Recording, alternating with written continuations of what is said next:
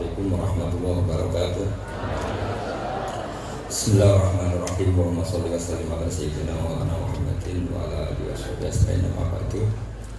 Sedanten keluarga besar Bali Maksum yang sangat kula hormati, khusus penambah kawula Kiai Taufik Ali, Mbah Nafisa, Mbah Hanifah, Mbah Ida sedanten. Karena saya ini min dzurriyyati Mbah Umar bin Arabi. Saya cucu dari Mbah Umar lewat Fatimah binti Abdul Khalik bin Umar. Jadi mbah saya kandung itu sepupu dengan Kiai Hamid Pasuruan. Jadi saya ini saudara dengan keluarga besar langsung yang saya hormati Kiai Haji Najib Abdul Qadir dan aparat negara yang sangat saya hormati. Ini yang pertama saya sampaikan sudah bagus Zofur karena benar-benar bagus betul.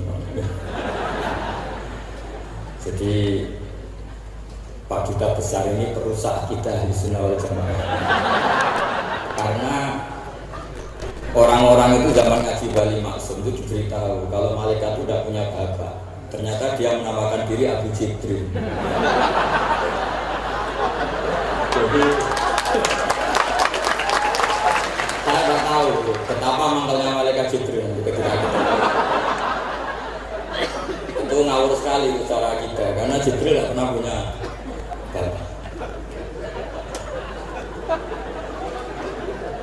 Kemungkinan kedua, beliau itu sangat alim. Kalau itu iya ya barokahnya bapaknya, bukan barokahnya dia. Karena Jibril dalam bahasa Ibrani itu Abdullah. Jadi Jibril, Israfil, Israel itu makna lainnya dari kata Abdullah. Jadi Abu Jibril bisa diganti Abu Abdillah. Berarti yang normal. Memang bapak dari seorang anak yang berjuluk Abdullah itu normal. Tapi saya yakin Pak Dubes tahunya ya baru tak kasih tahu ini. Dulu itu gaya-gayangan supaya orang takut sehingga disebut Abu Jibril. Tapi itu barokah sekali dalam konteks Indonesia karena biasanya yang pakai alias-alias itu teroris. Ini Duta Besar tapi pakai alias-alias itu. Jadi ini barokah sekali. Saya tidak akan panjang lebar karena ini tidak spesialisasi saya ngaji umum. Saya biasa ngaji itu urut. Karena saya ini korban ngaji daurut, sehingga saya ini fanatik ngaji urut. Saya ingat saya ngaji di depan umum, tak ingat belum sampai 5, mungkin pernah di hallnya Kiai Hamid Pasuruan di Gusali, di Lirboyo sekali, terus di sini, berarti ini keempat. Dan itu tidak keahlian saya. Jadi kalau tadi ada orang yang ahli mic kayak Duta Besar tadi itu luar biasa. Itu orang kok sampai ngawur seperti itu di depan Kiai. Saya tuh nggak kebayang gitu. Di depan Gus Najib, di depan gurunya Pak Atabik, muji Pak Atabik dari segi karena menguasai ilmu keindahan wanita itu kan tidak sopan sekali. Ini sangat tidak sopan. Ya tapi nggak apa-apa, itu bagus. Artinya bagus itu jujur, memang dari asli nggak sopan itu. Jadi kalau pura-pura sopan malah nggak bagus itu. Jadi ya kita ambil positifnya. Jadi kalau beliau tidak sopan itu orang yang jujur gitu. Tapi kalau beliau sopan malah aneh. Biasanya ada sopan kok. Teruskan dan tentu yang sangat saya hormati mertua dari Gus Zofur, Pak Jirjis. Saya ini orang paling takut Pak Jirjis karena beliau dulu pernah ingin Gus Zofur di sini sebagai pengajar tafsir, tapi diambil lagi oleh abahnya. Sehingga saya ini orang paling gak siap ketemu Pak Jirjis. Karena proyeksi beliau itu akhirnya ya berhasil, tapi di negara lain di nahiyatin ukhra yaitu Sarang, karena beliau ininya sistem pengajaran tafsir besar di sini, jadi akhirnya bangun menghendaki di Sarang. Saya cerita sedikit tentang Bali Maksum dan Mbah Mun, karena beliau juga teman bahkan saya di Termas. Mbah saya kandung Mbah Sidik dulu ngajinya juga di Termas. Di Hamid sepupu Mbah saya Putri juga di Termas. Kata Mbah Mun itu gini, wong naga anak, jabule kok dibalik wong repot. Dulu yang ma'ruf murid sekaligus juga putra yang alim alamah memang Mbah Ali ketika di Kerapiak, sehingga orang yang ingin alim ke Mbah Maksum itu ya ke Kerapiak. Akhirnya Gus Mus beberapa kiai besar masuk Gus Dur ngajinya di Kerapiak. Kiai Makhrus juga gitu. Dulu orang ingin alim itu kegedungan karena Kiai Makhrus ke Lirboyo, semua orang Cirebon kalau ingin alim ke Lirboyo karena Gus Makhrus di Lirboyo. Saya menangi Kiai Alim Sedan itu dulu ngajinya di Jampes. di Kiai Marzuki. Ketika Kiai Marzuki jadi di Lirboyo, akhirnya ke Lirboyo. Kiai Hamid Pasuruan juga gitu, Pondok Fakhriyah dulu yang masyhur di wilayah wal alim ya Kiai Hamid, tapi beliau di Pasuruan akhirnya yang ingin istifadah ke Pasuruan.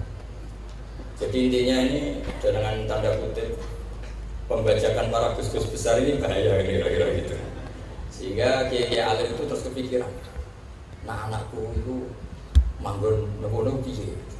Jadi termasuk itu ilmunya bapak saya sebetulnya. Saya ini kecelok mantu sido kiri. Kontrak pertama kata bapak, tapi oleh yang sido kiri kersane pondok kula boten mati, boten.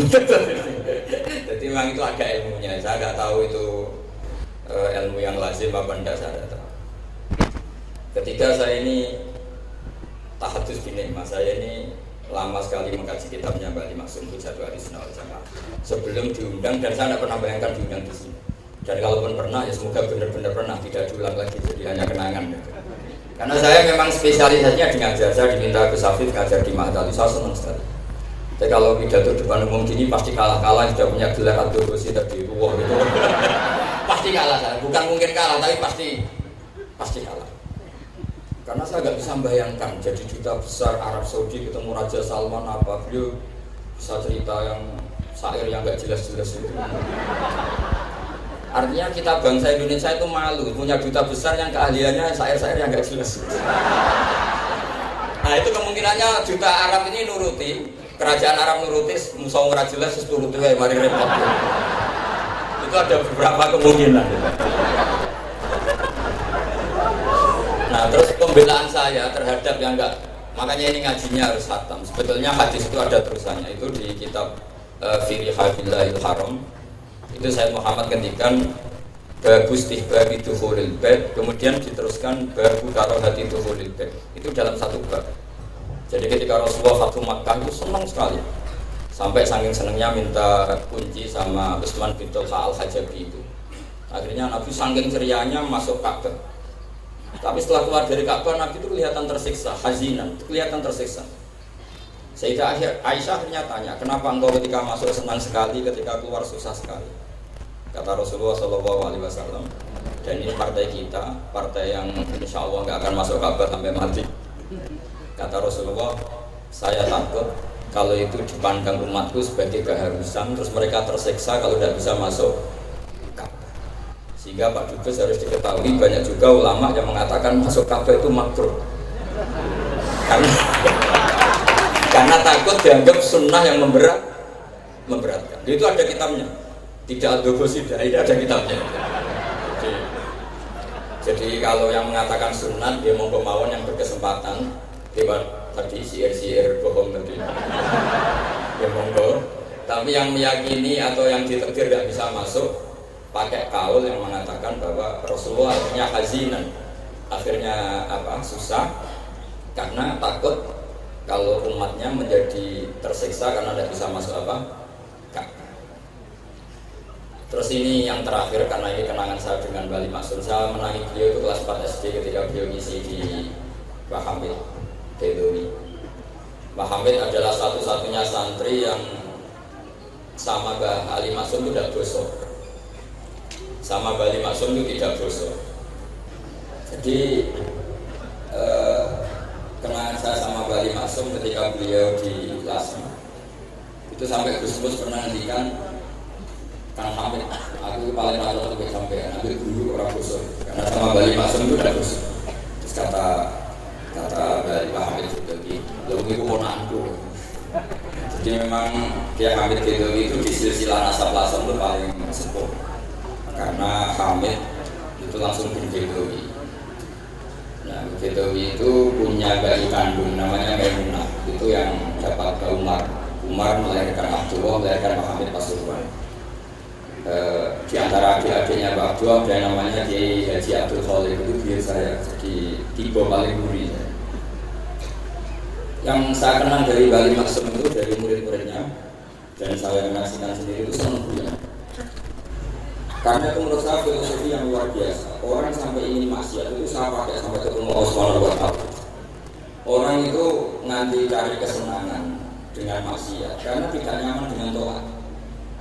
Sehingga Kiai alim termasuk Bali Maksum, Mbah Mun, bapak saya semuanya itu senang guyon. Supaya orang itu nyaman dengan kiai, nyaman dengan Tuhan. Sehingga nggak perlu senang dengan yang maksiat. Tapi sekarang banyak orang membawa Islam itu dengan keras. Saya masih ingat wasiatnya bapak. Hak kena ngaji guyon, ngomong sebelum mikir utang. Dan Bali Maksum itu masyhur senang guyon.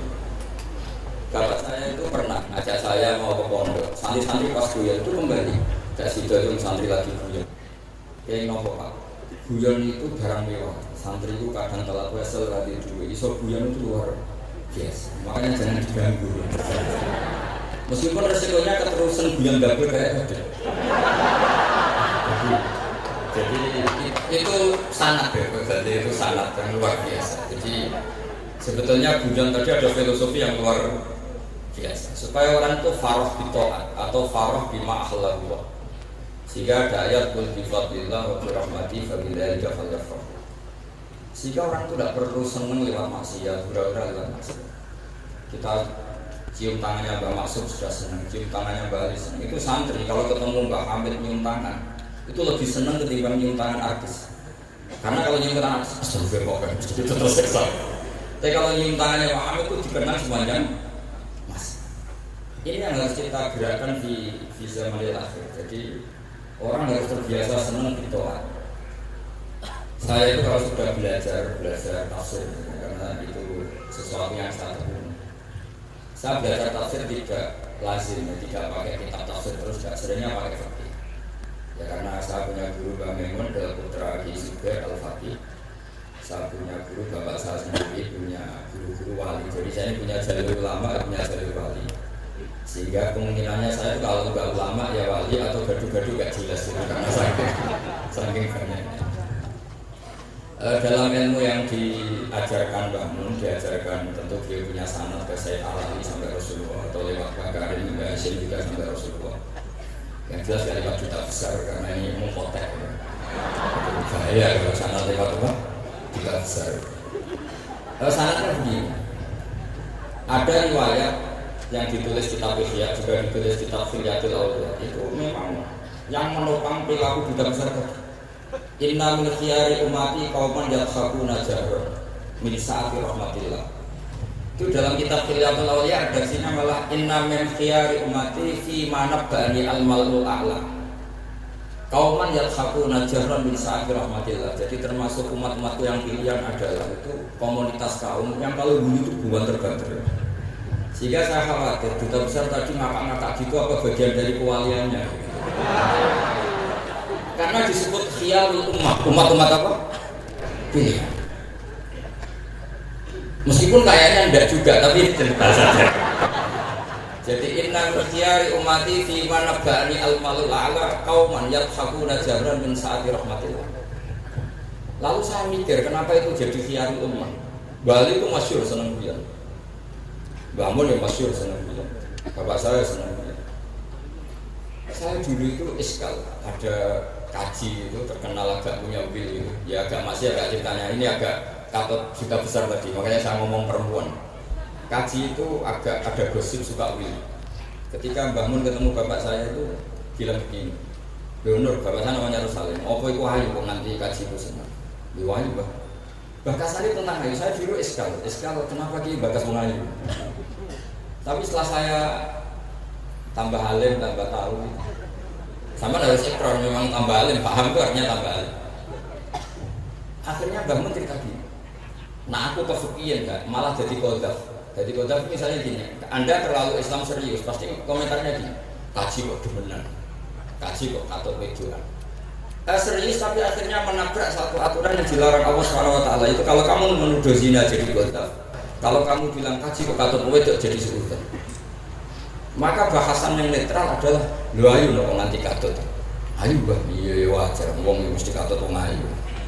Itu filosofi. Jadi di balik guyon itu ada trik untuk menghindari ke fikih atau ke ketentuan fikih yang salah. Yaitu kalau kamu kejebak ekstrim, kaji kok seneng wong ayu, kaji kok demenan, maka berarti Anda qadhaf. Qadhaf itu menuduh orang lain yang enggak jelas apa buktinya. Maka guyon ini satu-satunya cara menghindari kesalahan yang lebih fatal. Jika di sini dibutuhkan kemampuan seni mengelola agama supaya agama ini tetap jernih.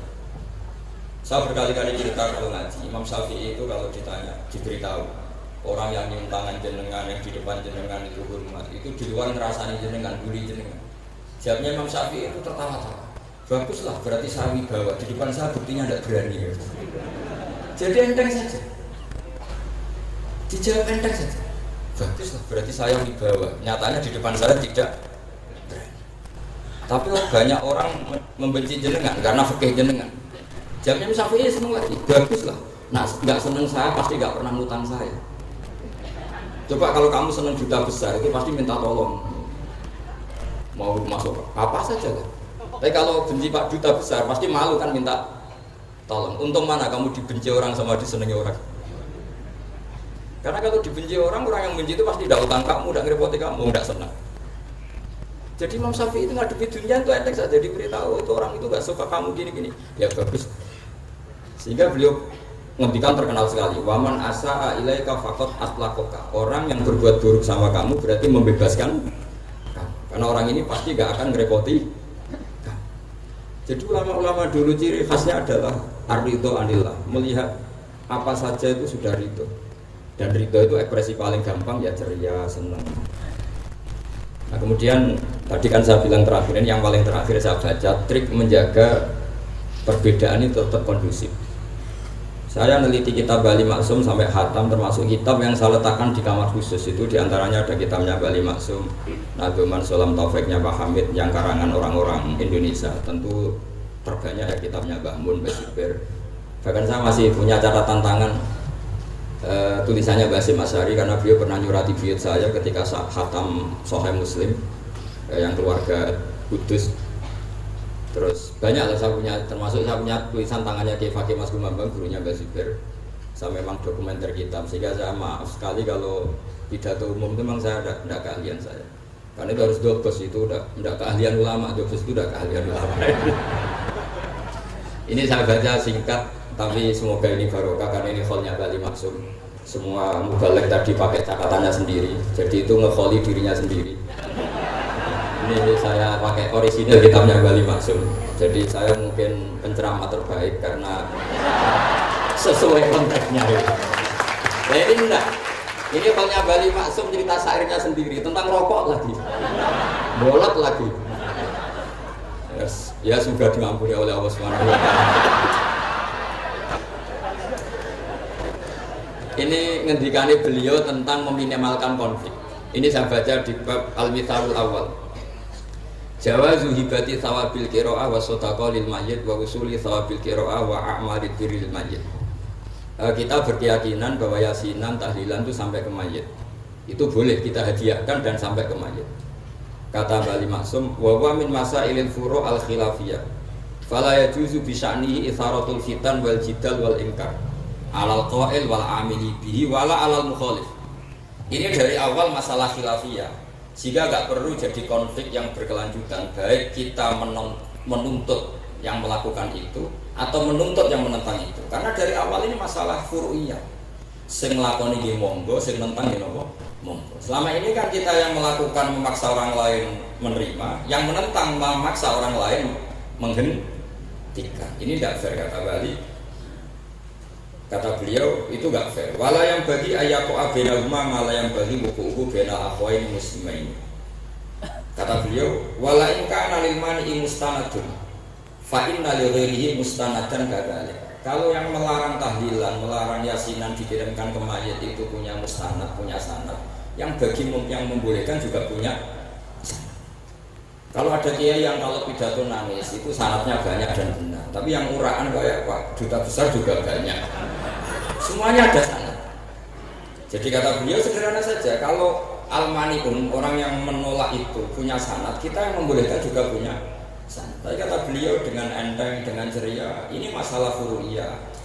Enggak perlu jadi itharatul fitan wal jidal wal khisam. Kata beliau enggak perlu jadi perdebatan.